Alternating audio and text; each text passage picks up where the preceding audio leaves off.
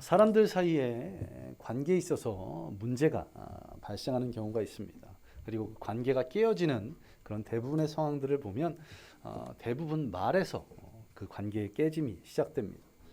소통 전문가라고 하는 김창옥 씨, 여러 강연으로 굉장히 유명하신 분인데요.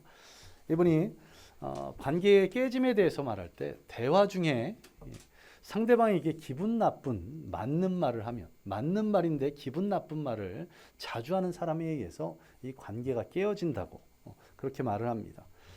이 맞는 말을 기분 나쁘게 하는 사람의 어떤 특징이 있다고 하는데요. 그의 말에 대부분 이런 말들을 한답니다. 나는 틀린 소리를 안 해.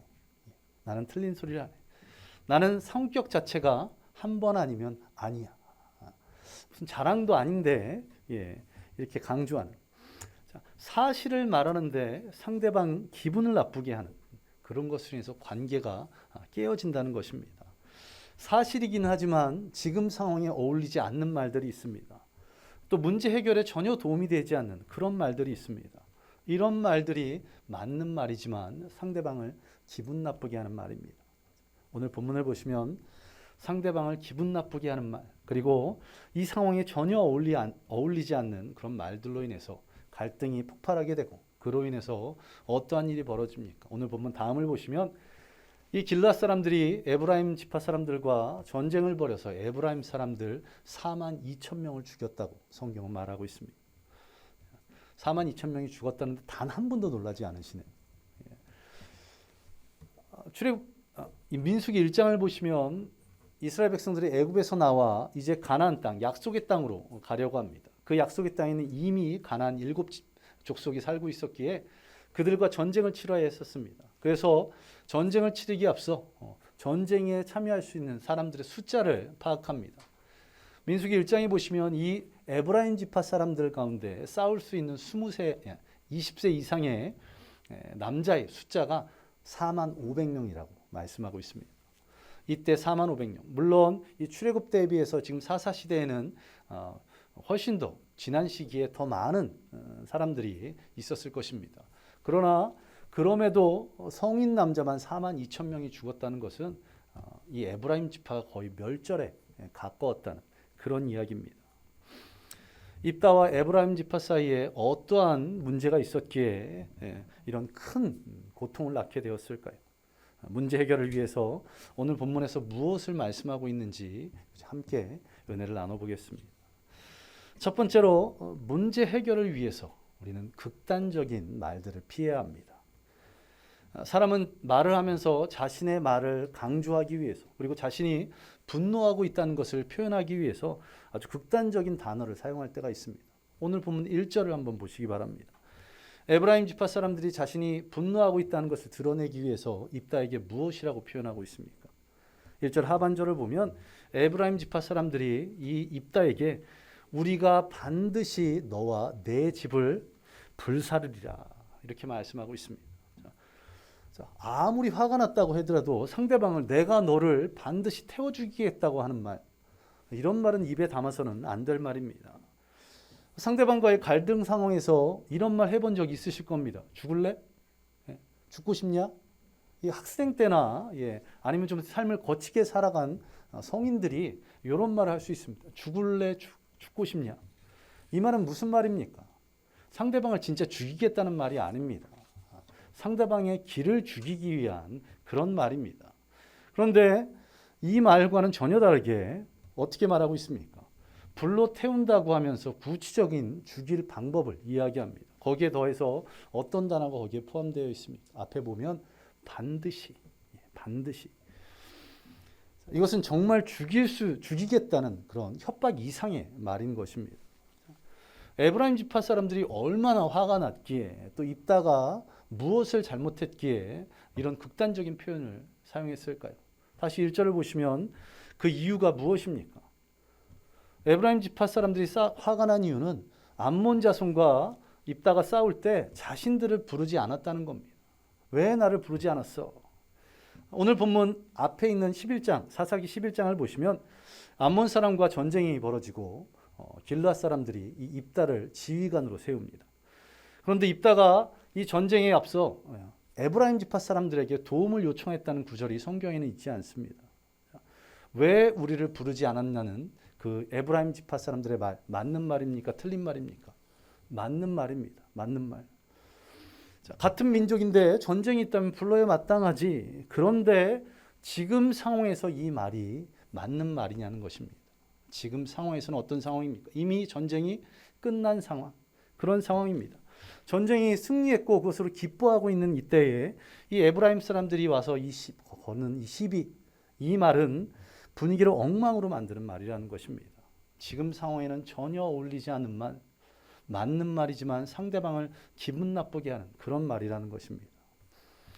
정말 에브라임 사람들이 이 암몬 자손과의 전쟁에서 이 입다를 돕기 위한 마음이 있었다면 어떻게 했을까요?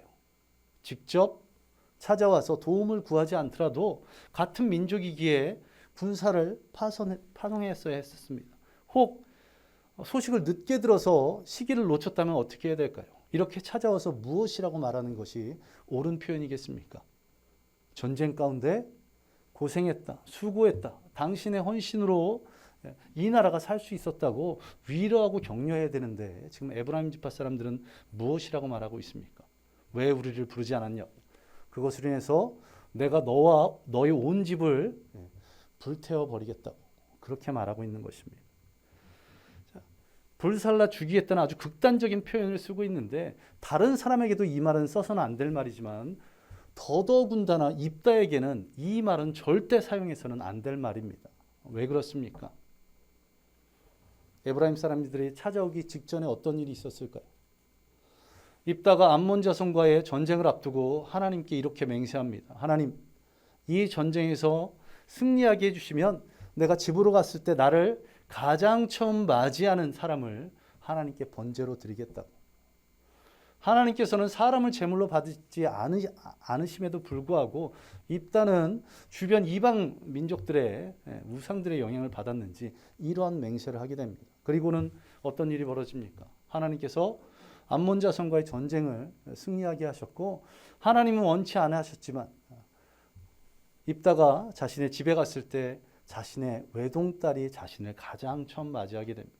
외동딸을 번제로 바쳐야 되는 그런 상황입니다. 번제는 어떻게 하나님께 제사 드리는 겁니까? 배를 가르고 내장을 꺼내놓고 그것을 불에 살라서 연기로 하나님께 제사를 드리는 겁니다. 자신의 딸을 불살라 제물로 바쳐야 했던 입다에게 내가 너와 내 온 집을 불살라 버리겠다는 이 에브라임 지파의 말은 무엇이겠습니까? 그 참혹했던 광경을 다시 떠올리게 하는 도저히 참을 수 없는 그런 말이었습니다. 이처럼 해서는 안 될 말, 극단적인 표현으로 인해서 입다는 참지 못하고 길앗 사람들을 모아서 에브라임 지파와 전쟁을 벌이게 됩니다. 그리고는 에브라임 지파 사람들 4만 2천 명을 죽이는 학살을 자행하게 됩니다. 상황에 맞지 않는 극단적인 표현, 상대방의 가장 아픈 곳을 찌르는 자극적인 말로 인해서 아주 큰 상처가 길이길이 남게 되었다는 것입니다. 저도 아주 오래전의 일들이지만 생각하면 지금도 기분이 나쁜 그런 말들이 있습니다. 10년 전, 20년 전, 30년 전, 어떤 것들은 40년이 지난 것 같은데도 불구하고 아직도 그 말, 그리고 그 말을 했던 사람들이 제 뇌리에서 스쳐가는 그런 기억들이 남아 있습니다. 잠언 15장 1절에서 하나님께서는 우리에게 이렇게 말씀합니다. 자막을 보시면서 우리 한 목소리로 함께 봉독하겠습니다. 유순한 대답은 분노를 쉬게 하여도 과격한 말은 노를 격동하느니라. 유순한 말은 분노를 쉬게 하는데 과격한 말은 노를 격동하게 한다고. 문제 해결을 위해서 또 서로에게 아픔과 상처를 남기지 않기 위해서 극단적인 표현을 피할 줄 아는 저와 여러분 되시기 바랍니다. 우리 입술에서 상대방을 자극해 하거나 상대방에게 상처를 줄 수 있는 그런 부정적인 표현들, 극단적인 표현들이 사라지고 유순한 말로 상대방이 분노를 쉬게 할 줄 아는 저와 여러분 되시기를 간절히 소망합니다. 두 번째로 우리가 문제를 해결하기 위해서 억울하지만 한 걸음 물러날 줄 아는 그런 믿음이 있어야 됩니다. 에브라임 지파가 찾아와서 왜 우리를 부르지 않았냐는 그 질문에 입다가 어떻게 대답하고 있습니까? 2절을 보시기 바랍니다. 2절을 보시면 내가 너희를 부르되 너희가 나를 그들의 손에서 구원하지 아니한 고로 이렇게 말씀합니다. 내가 너희를 불렀다고. 입다는 에브라임 지파 사람들을 불렀다는 겁니다. 그런데 앞서 말씀드렸던 것처럼 11장을 보면 어떤 말씀이 기록되어 있지 않다고요? 입다가 에브라임 자손들을 불렀다는 말이 기록되어 있지 않다는 것입니다. 그럼 이게 어떻게 된 것일까요? 이것은 암몬과의 전쟁을 앞두고 이스라엘 전체에게 도움을 요청했습니다. 그런데 에브라임 사람들은 못마땅한 게 무엇입니까? 이스라엘 전체에게 한 번에 그렇게 하는 것이 아니라 네가 우리한테 찾아와서 직접 도움을 요청했어야지. 그렇게 정성을 보였어야지. 그것을 지금 말하고 있는 것입니다. 이 상황과 거의 비슷한 상황이 사사기 7장과 8장에 보시면 등장합니다. 바로 기드온 때 똑같은 일이 있었는데요. 기드온이 이스라엘 사사가 되었습니다. 그리고는 미디안, 아말렉, 동방 사람들의 연합군과 이스라엘 백성들 간의 전쟁이 펼쳐지게 됩니다. 이때 어떻게 하나님께서 역사하십니까? 32,000명이 모였지만 단 300명만 남기셨습니다. 그리고 이 300명을 통해서 이 아말렉과 미디안 동방 사람의 연합군들 10수만 명과 전쟁을 치르게 하십니다. 그런데 하나님께서 어떻게 역사하십니까? 300명의 돌진으로 10수만 명이 무너져 내립니다. 이들이 도망가는 그때에 기드온이 사람들을 보내서 사자들을 보내서 여러 지파들을 불러 모읍니다. 사사기 7장 24절을 함께 자막을 보시면서 한 목소리로 봉독하겠습니다. 기드온이 사자들을 보내서 에브라임 온 산지로 두루 다니게 하여 이르기를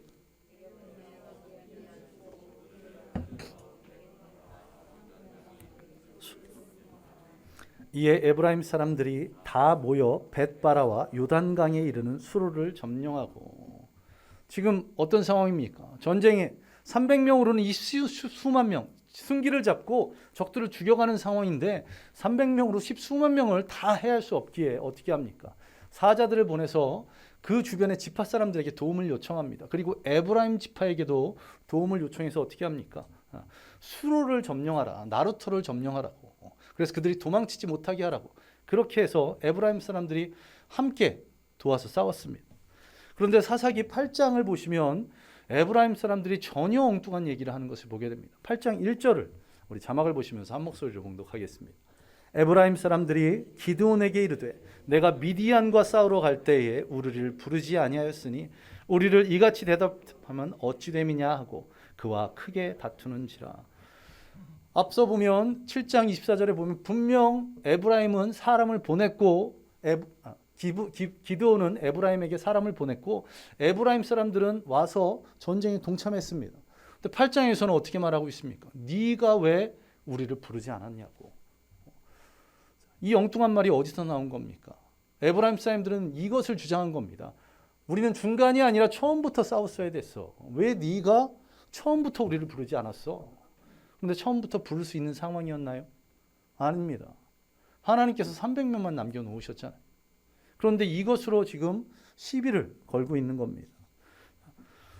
입다보다도 훨씬 억울한 상황입니다.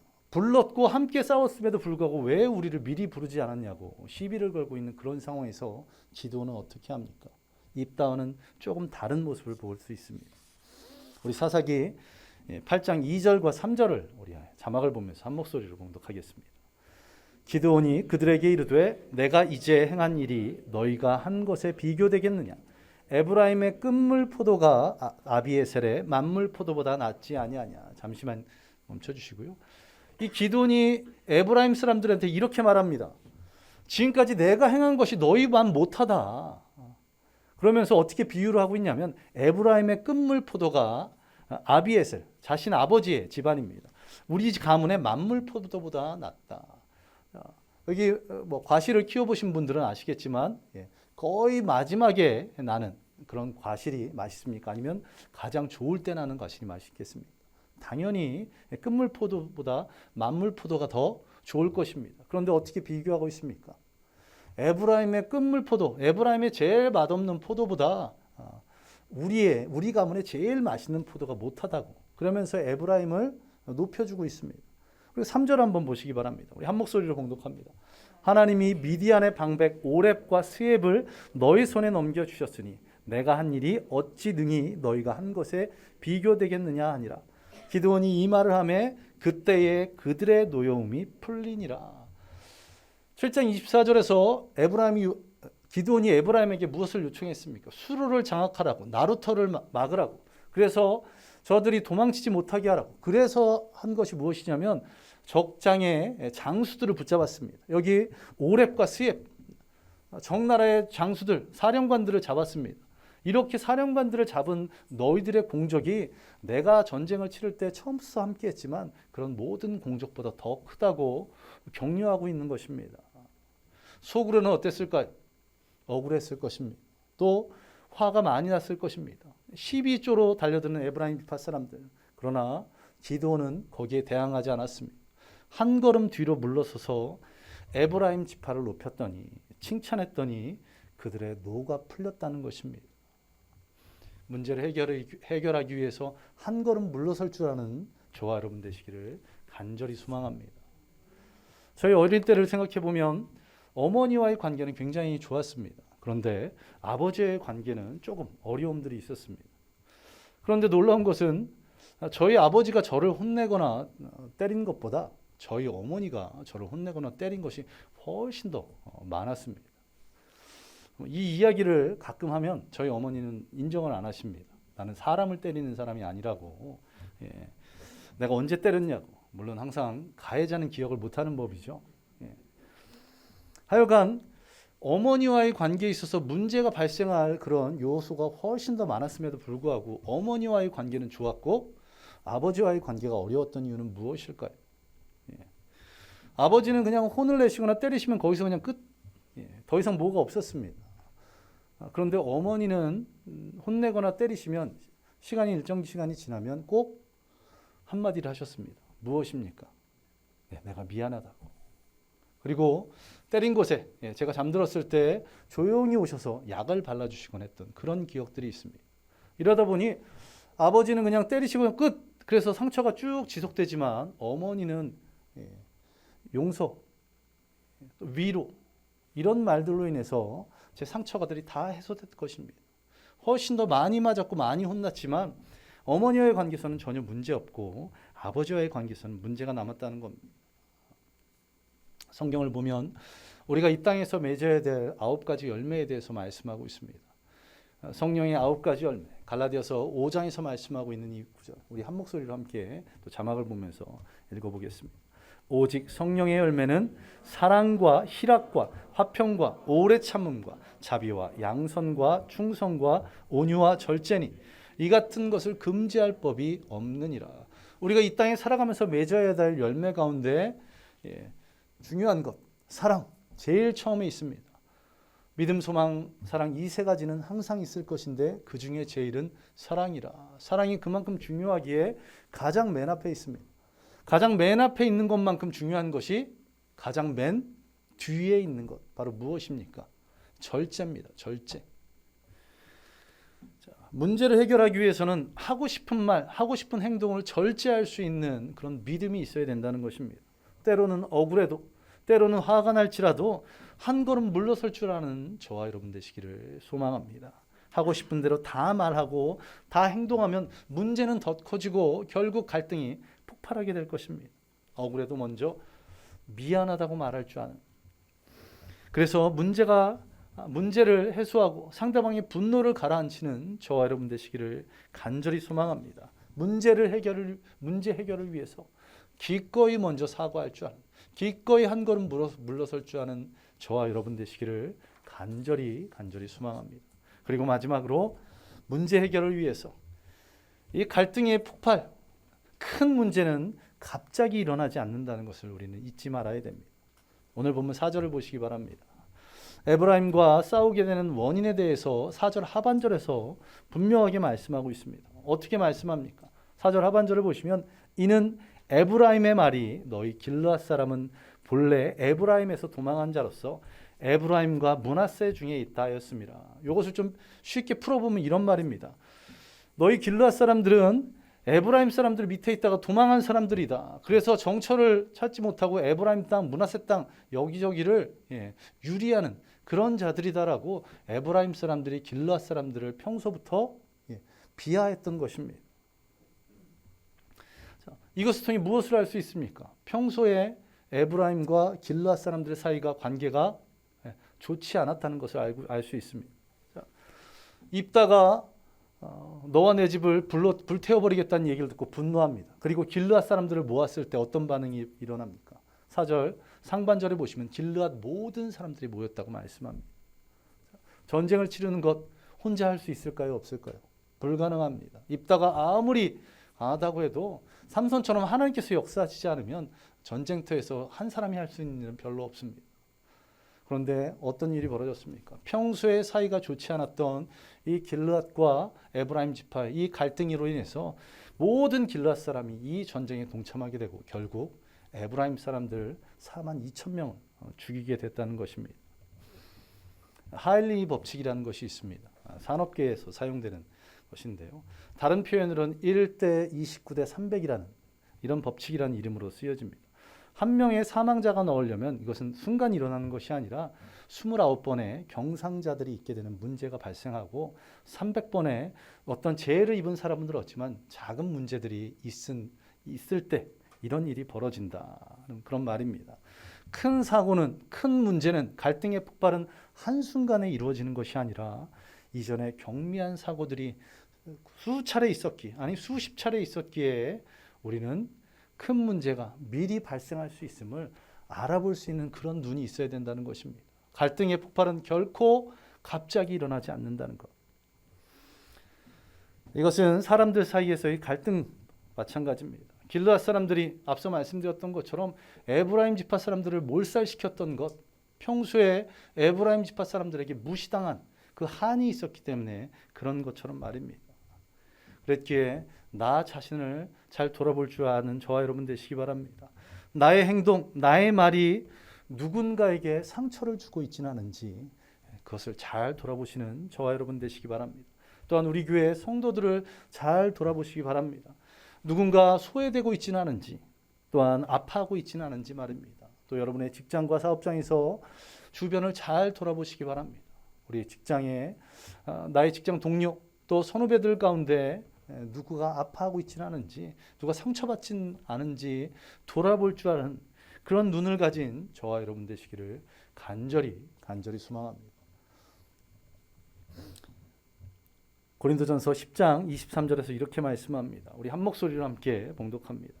모든 것이 가하나 모든 것이 유익한 것은 아니요 모든 것이 가하나 모든 것이 덕을 세우는 것은 아니니. 모든 것이 우리에게 자유주의 주셨기에 우리가 어떤 말도 어떤 행동도 할 수 있습니다. 그런데 하나님께서는 모든 것이 유익한 것은 아니고 모든 것이 덕을 세우는 것은 아니라고 말씀합니다. 결국 이것도 절제에 대해서 말씀합니다. 고린도전서 8장을 보시면 사도 바울이 이렇게 말을 하는 것을 보게 됩니다. 누군가 나로 인해서 시험 드는 사람들이 있다면 나는 영원히 고기를 먹지 않겠다고. 당시 고린도 교회에 이런 갈등이 있었습니다. 우상에게 바쳐진 그 제물, 그것을 먹는 것이 맞는 것이냐 아니면 그것이 그른 것이냐. 믿음이 강한 자라고 표현되는 사람들은 하나님 우상에게 바쳐진 것 무슨 문제냐 먹었고요. 믿음이 연약한 자들이라고 표현되는 그런 사람들은 어떻게 우상에게 바친 제물을 먹을 수 있겠느냐 이것에 대해서 갈등하는 것입니다. 저도 어렸을 때 과거 제사 때 놓여지던 음식은 먹지 말라고 그렇게 들었습니다. 제사 때 음식 먹어도 될까요? 먹으면 안 될까요? 언젠가도 말씀드렸지만 먹는데 전혀 문제 없습니다. 고린도전서 8장을 보시면 성경이 이렇게 말씀합니다. 세상에 우상은 없나니. 세상의 신은 하나님 한 분밖에 없으시기에 우상은 없나니 그들에게 드린 것은 아무것도 아니기에 먹는 것이 아무런 문제가 없다고 말씀합니다. 그런데도 불구하고 사도 바울은 어떻게 말하고 있습니까? 내가 그 우상에게 바쳐진 제물, 그 고기를 먹는 것으로 인해서 누구라도 상처받는 사람들이 생긴다면 나는 영원히 고기를 먹지 않겠다고 자신의 자유를 제한하고 있는 것을 보게 됩니다. 이처럼 우리가 주변을 다시 한번 돌아볼 줄 아는 저와 여러분 되시기 바랍니다. 내가 하고 싶은 말, 내가 하고 싶은 행동을 다 하는 것이 아니라 누군가 상처받을지 모르는 누군가를 위해서 나의 말과 나의 행동을 다시 돌아보며 또 우리 교회를 돌아보며 여러분의 가정을 돌아보고 여러분의 직장과 사업장을 돌아보는 그런 은혜가 있기를 간절히 소망합니다. 이제 말씀을 정리하도록 하겠습니다. 우리가 직면하는 많은 문제들 가운데 대부분의 것들이 인간관계의 문제들이고 그 인간관계의 많은 부분들이 말로 인해서 문제가 발생합니다. 이 문제 해결을 위해서 우리가 극단적인 말을 피할 줄 아는 저와 여러분 되시기를 간절히 소망합니다. 맞는 말, 그것이 사실이랄지라도 그 상황에 어울리지 않는다면 또 그 말로 인해서 누군가 아파할 수 있다면 그것을 절제할 줄 아는 저와 여러분 되시기를 간절히 소망합니다. 또한 문제 해결을 위해서 때로는 억울해도 내가 잘못한 것이 아니라 상대방이 잘못한 것 같을지라도 갈등을 더 크게 만들지 않기 위해서 문제가 폭발되지 않도록 하기 위해서 억울할지언정 한 걸음 물러설 줄 아는 먼저 미안하다고 말할 줄 아는 그런 믿음이 저와 여러분들 가운데 있기를 간절히 소망합니다. 그리고 마지막으로 이런 갈등의 폭발 큰 문제들은 갑자기 일어나지 않는다는 것, 이것을 잊지 않고 나 자신을 돌아보고 우리의 교회를 돌아보며 우리 가정과 우리의 직장과 사업장들을 돌아볼 줄 아는 저와 여러분 되시기를 간절히 소망합니다. 우리 함께 기도하겠습니다. 이 시간 기도할 때 나의 삶 가운데 우리의 가정에 우리 교회 내가 일하고 있는 직장과 사업장에 이런 큰 문제들 갈등의 폭발들이 결코 일어나지 않게 주님 역사해 달라고, 그리고 그 문제 해결들을 위해서 우리가 지혜롭게 말하며 지혜롭게 행동하며 때로는 한 걸음 물러날 줄 알며 또 주변을 잘 돌아보아서 이 문제가 커지지 않도록 상대방의 분노를 사그라들도록 그런 귀한 믿음 달라고, 귀한 은혜를 달라고 우리 함께 기도하겠습니다. 기도합니다. 아버지 하나님, 우리가 삶을 살아가며 여러 어려움들을 직면하게 됩니다. 그 가운데 대부분의 것들이 인간관계에서 나오는 그런 어려움들이, 또한 그 가운데 많은 부분들이 말의 실수로 인해서 초래됩니다. 주님, 내가 문제의 해결을 위해서 극단적인 표현하지 않도록 나의 분노를 드러내기 위해서 또 나의 말을 강조하기 위해서 그것이 비록 사실일지라도 그 상황에 맞지 않는 말이라면 상대에게 상처를 줄 수 있는 그런 말이라면 기꺼이 절제할 수 있도록 나의 말과 행동을 조심하기에 주님 역사하여 주옵소서. 또한 문제 해결을 위해서 내가 때로는 한 걸음 물러설 줄 아는 그 넉넉한 믿음 허락하여 주시옵소서. 내가 잘못한 것이 아닌 상대방의 잘못이 분명함에도 불구하고 한 걸음 물러서 상대방을 격려했던 칭찬했던 기도원과 같이 우리에게 이런 귀한 마음 허락하여 주셔서 아버지 하나님, 우리의 그 갈등의 문제들, 어려움의 문제들이 오히려 해소될 수 있도록 주여 인도하여 주옵소서. 또한 나의 삶 가운데 또 우리 가정과 우리 교회, 우리의 직장과 사업장에 벌어지는 큰 문제들, 그런 문제들, 그것은 갑자기 일어나는 것이 아님을 알고 미리 막을 수 있는 것임을 깨닫고 나의 삶을 다시 한번 돌아볼 수 있도록 나의 말과 행동을 돌아보며 또한 우리의 가정을 돌아보고 우리의 교회를 돌아보고 우리의 직장과 사업장을 돌아볼 줄 아는 그런 믿음 주시옵소서. 그것을 통해서 우리 원주 좋은 침례교회 모든 성도들의 삶 가운데 이런 큰 문제와 갈등들이 최소화될 수 있도록 오히려 갈등과 문제를 우리 교회 성도들을 통해서 하나하나 해결해 나갈 줄 아는 그런 놀라운 은혜가 우리 가운데 있기를 간절히 소망합니다. 주님, 우리 모든 성도들에게 이런 귀한 믿음들을 허락하여 주시옵소서. 모든 것 예수님 이름으로 간절히 기도하옵나이다. 아멘. 아버지 하나님, 감사드립니다. 오늘 주님께서 우리에게 말씀하여 주시니 감사드립니다. 우리가 삶을 살아가며 여러 문제 가운데 직면할 때에 주님, 그 문제들을 지혜롭게 해결해 나가게 하여 주시옵소서. 우리가 극단적인 표현들을 하지 않음으로 말미암아 상황에 맞지 않는 말, 또 상대방이 기분 나쁜 말은 사실일지라도 맞는 말일지라도 절제할 줄 아는 그런 믿음 주시고, 또 문제 해결을 위해서 상대방이 잘못했을지라도 오히려 먼저 미안하다고 사과할 줄 아는 그런 믿음, 또 한 걸음 물러설 줄 아는 그런 여유들을 허락하여 주시며, 또한 모든 문제와 갈등들, 그것들이 한순간에 일어나는 것이 아님을 알고 그것을 미리 막을 수 있도록 나의 삶을 돌아보며 또 우리 가정을 돌아보고 우리 교회와 내 직장과 사업장을 돌아볼 줄 아는 그런 눈을 허락하여 주시옵소서. 이것들을 통해서 우리의 삶 가운데 큰 문제와 갈등이 사라질 수 있도록 주님 인도하여 주시고, 우리의 삶 가운데 주님 주시는 은혜가, 그런 기쁨이 충만할 수 있게 주여 역사하여 주시옵소서. 또한 주님, 주님께서 주신 귀한 재물 하나님께 감사드리며 헌금 드립니다. 주님께서 그것을 기뻐 받아주시고 또 하나님 나라를 위해서 귀하게 쓰여지게 인도하여 주시옵소서. 주님 모든 것 감사드리며 예수님 이름으로 간절히 기도하옵나이다. 아멘.